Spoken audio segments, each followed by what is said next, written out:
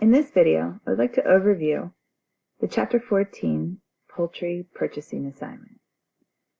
Similar to the beef and meat assignment, you'll find on this first page an optional worksheet for you to record your information. There is enough space here to record each item that is listed on the second page, which is your starting point. Here is a requisition. Basically, the poultry kitchen, the chef or whoever is doing the purchasing there, has sent you an order.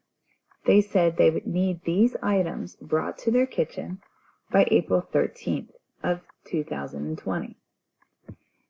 Your responsibility is to get these items to them, but I'm asking you to do a cost analysis initially here. They're looking for 6-ounce chicken breasts, boneless, skinless, and controlled vacuum packed. It doesn't matter if it's fresh or frozen, and they need 40 pounds. Here they are asking for chicken breasts of a random size. 10 ounces and up is fine. They'd still like it in a controlled vacuum packed. Here they're looking for chicken leg quarters that are frozen. Here are chicken tenders, a fritter home style, that are 20 pounds needed. These are the items that are needed. So this cost is reflecting this amount. 40 pounds of your 6-ounce chicken breast. How much does that cost? Regardless as to how much you need to purchase in, how much does this 40 pounds cost? How much are 30 pounds of chicken thighs that are boneless and skinless? Here are skin-on chicken thighs, and they're looking for 5-ounce portions exactly. You'll continue down and be responsible for costing out all of these items that poultry kitchen requested.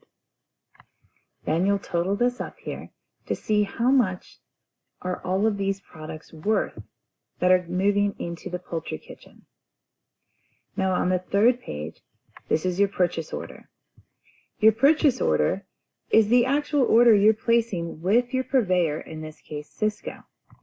The purchase date is 4/11, 2 days earlier. In reviewing your inventory in your main central storage unit, you have none of these items specifically requisitioned from the poultry kitchen. Therefore, you need to purchase every item that is listed.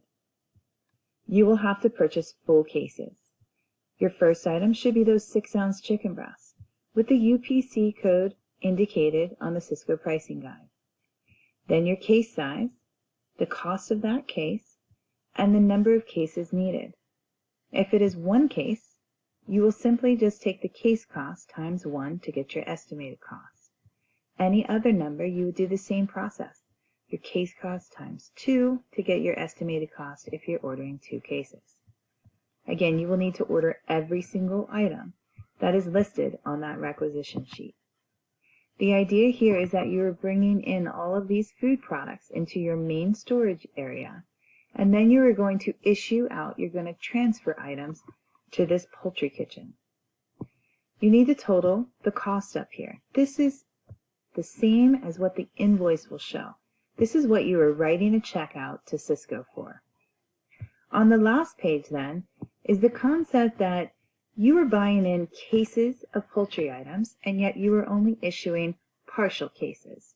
In some instances, you may give them an entire case, but in others, you may have half a case, 3/4 of a case left over. I'd like you to list every item that is left over here with its UPC number. This is great for reference later on when you want to order the same case. What was the case size originally, and what did that entire case cost? Now, how many units do you have left in inventory? If it is those 6-ounce chicken breasts, would you like to record that as pounds, or would you like to record that as how many actual chicken breasts you have? That's up to you. But I'm looking for the estimated value here of what you are adding into your inventory storeroom. Now, the word value, I merely replaced the word cost in this section.